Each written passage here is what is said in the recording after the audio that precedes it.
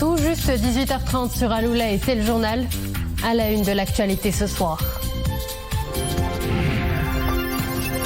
Développement durable, le Maroc précurseur en la matière. Une profonde conviction et un engagement climatique sans faille concrétisé à travers plusieurs leviers stratégiques et politiques, mais également dans de nombreuses occasions. À suivre le bilan des efforts du Royaume pour la préservation de la planète en 2023. Nous parlerons également athlétisme, une discipline où le Maroc s'est démarqué en 2023. Les athlètes nationaux ont gratifié le pays par une série de médailles et de distinctions. Zoom sur une présence des couleurs nationales plus que remarquable.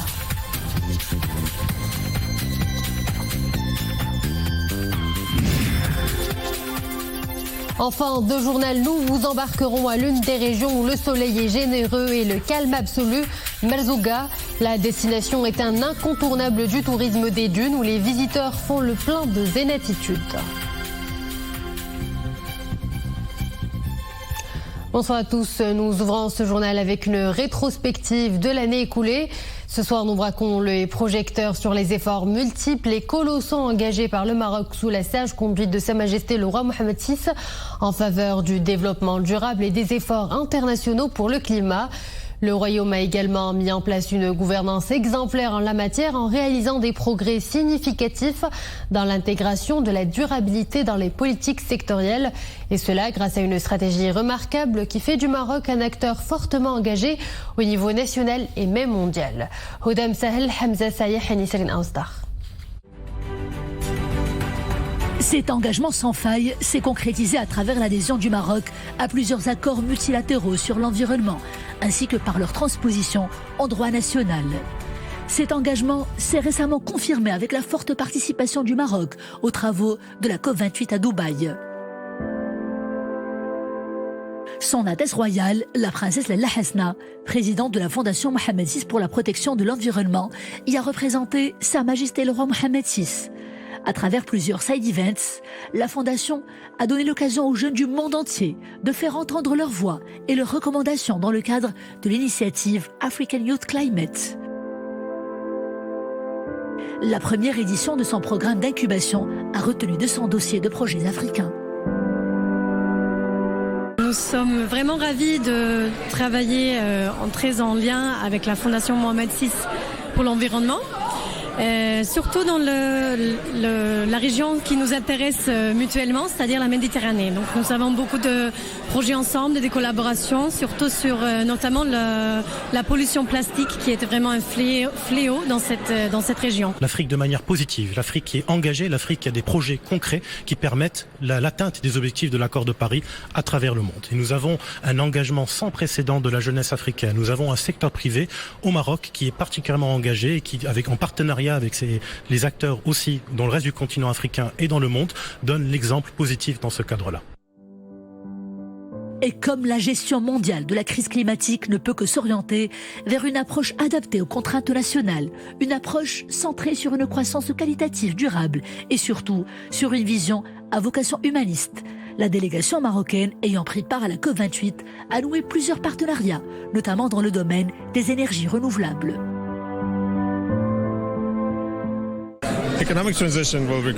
La transition énergétique nécessite d'énormes ressources financières.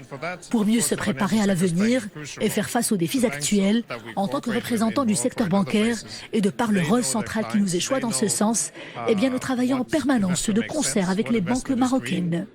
L'objectif principal étant de renforcer la coopération dans ce sens, de déterminer les priorités pour la promotion des financements verts et garantir ainsi la réussite de la transition énergétique. Grand essor des énergies renouvelables, développement des filières d'hydrogène vert compétitifs, une connectivité grandissante avec les marchés mondiaux, une vision clairvoyante et des actions concrètes en faveur de la protection de l'environnement.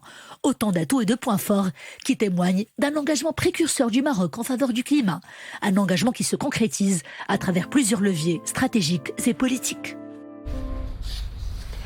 La brigade de la police judiciaire du district de Sidi Bernoussi à Casablanca a diligenté hier lundi une enquête judiciaire sous la supervision du parquet compétent au sujet d'un groupe d'individus affiliés à des ultras de supporters qui ont refusé d'obtempérer et exposé la sécurité des citoyens et des fonctionnaires de police à une menace sérieuse à l'aide d'armes blanches et de fumigènes.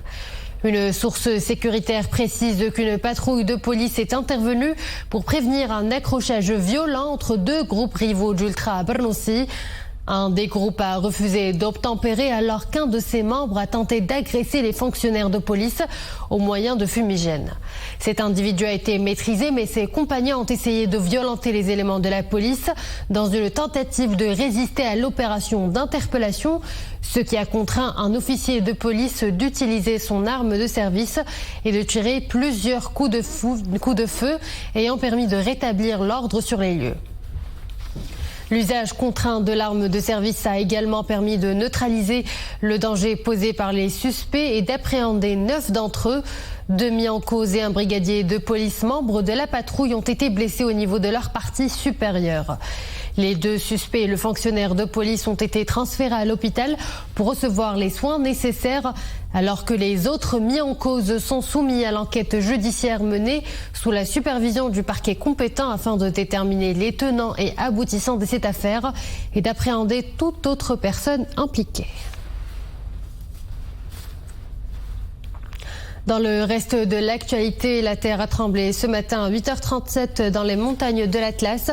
Une secousse tellurique de magnitude 4,9 sur l'échelle de Richter a été enregistrée. Elle a été ressentie au niveau des provinces de Bni Mellal et Khnefra. L'épicentre de la secousse se situe à une profondeur de 10 km. La terre a également tremblé au Japon. Plusieurs séismes ont frappé de plein fouet l'archipel avec une magnitude de 7,5. Le pays est engagé dans une course contre la montre pour retrouver des survivants. Un bilan provisoire fait état de 48 morts. Ce tremblement de terre ressenti jusqu'à Tokyo a aussi causé des dégâts matériels considérables et un tsunami sur les côtes de mer du Japon. Le niveau de risque de tsunami qui avait initialement fait l'objet d'une rare alerte maximale a ensuite été rétrogradé puis définitivement levé ce mardi. En Allemagne, les éléments de la nature se déchaînent. Plusieurs centaines de personnes ont été mises en sécurité ces derniers jours en Basse-Saxe dans le nord-ouest en raison des inondations. Environ 2000 personnes ont été évacuées. Rappelons que plusieurs régions de l'Allemagne sont confrontées à des intempéries depuis la semaine dernière. À Gaza, l'armée israélienne poursuit son offensive. Des bombardements ont secoué ce matin le territoire palestinien dans la nuit. 4 Palestiniens ont été tués lors d'une incursion de l'armée israélienne dans une localité du nord. Des combats ont également été signalés dans les zones d'Al-Marzi et Burji ainsi que dans la principale ville du sud, Khan Younes, devenue l'épicentre des opérations de l'armée israélienne.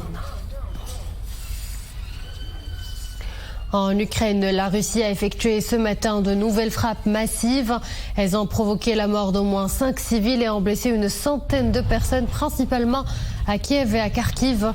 Voilà ce qu'annoncent les autorités ukrainiennes qui réclament d'urgence à leurs alliés occidentaux d'accélérer leur livraison de matériel militaire.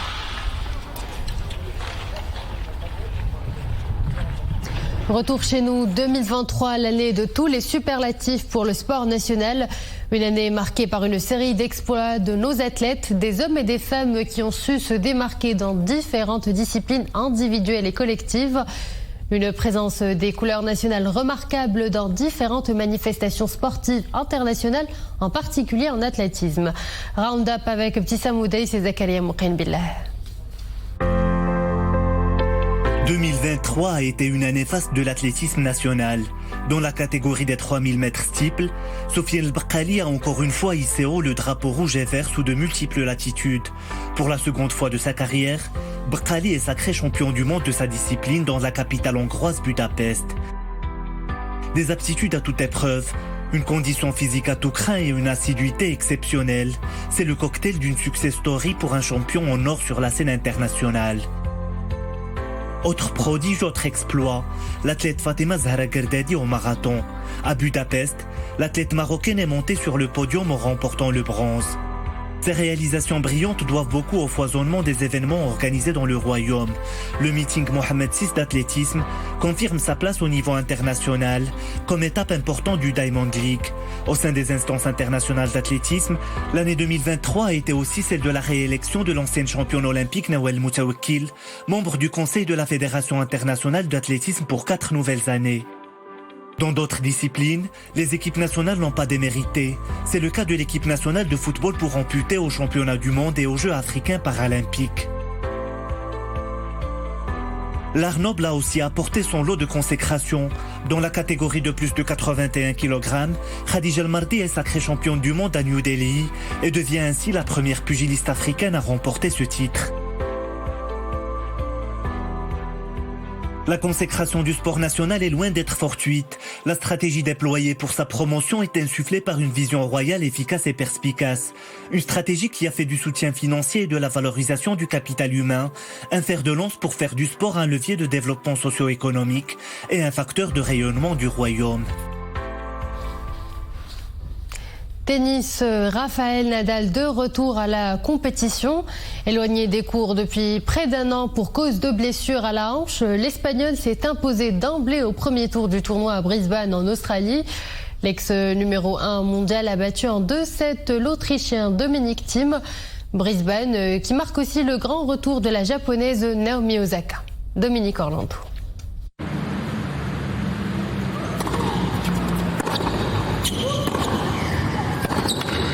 Elle est de retour sur les cours de tennis qui l'ont rendue célèbre et où elle a su s'imposer déjà pas moins de 4 fois dans un tournoi du Grand Chelem.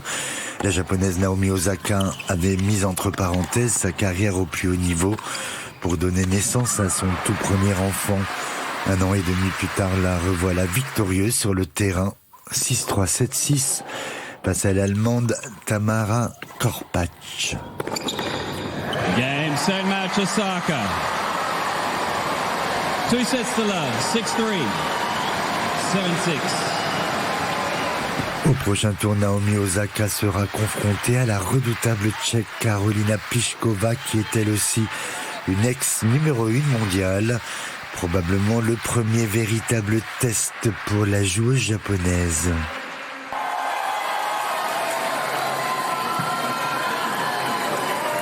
L'autre retour très attendu sur ce même tournoi australien de Brisbane, celui de l'Espagnol Rafael Nadal, qui avait été éloigné des cours quasiment toute l'année dernière.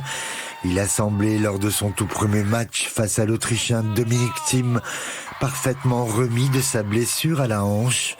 7-6 et 6-1, soit 2-7 gagnants pour rassurer l'ensemble de ses fans et pour aussi rappeler au Serbe Novak Djokovic qu'il ne sera plus tout à fait seul au sommet du tennis durant les semaines à venir et notamment lors de l'Open d'Australie qui s'ouvrira dès ce 14 janvier 2024.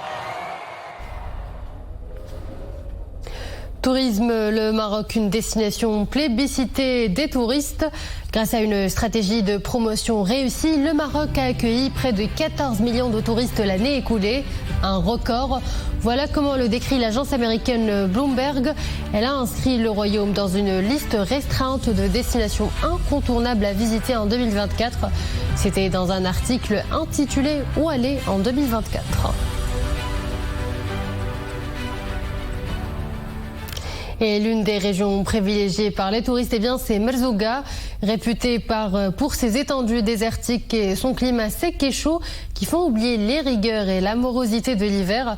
Une destination de rêve en cette période, les touristes y viennent des 4 coins du monde en quête d'un séjour de dépaysement et d'évasion. Mohamed Rachid et Youssef Chergui avec vous. La journée commence par une séance de yoga, une méditation en plein désert. Les visiteurs sont plongés dans une sérénité absolue. Une initiative inédite au désert dans lequel a grandi Mbar Koussidi, originaire de la région Merzouga-Rissani. L'idée est d'organiser des excursions d'un nouveau genre au profit de touristes à la recherche de spiritualité. J'aime pratiquer le yoga. Je suis en famille et les paysages sont sublimes. J'aime le désert, c'est un endroit spécial, c'est une magnifique sensation que d'être là en plein désert. J'ai fait du yoga et je suis très content d'être ici.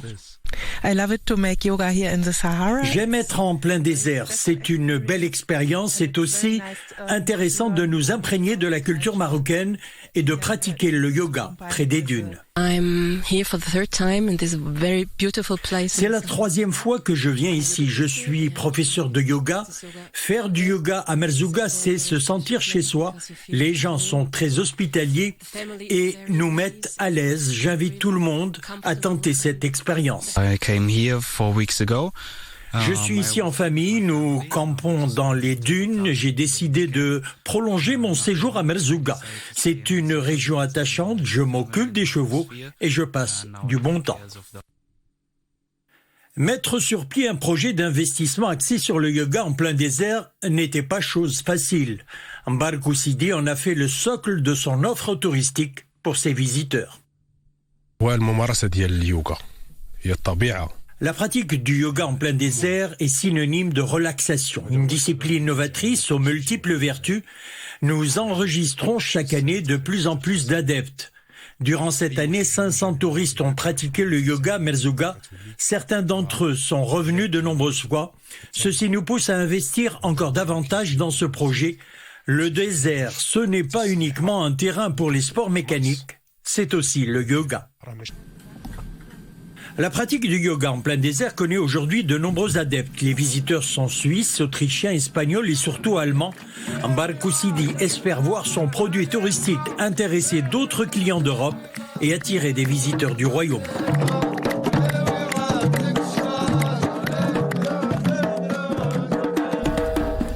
Et voilà, nous arrivons à la fin de cette édition. Merci à vous de l'avoir suivi. Excellente suite des programmes sur Al-Oula.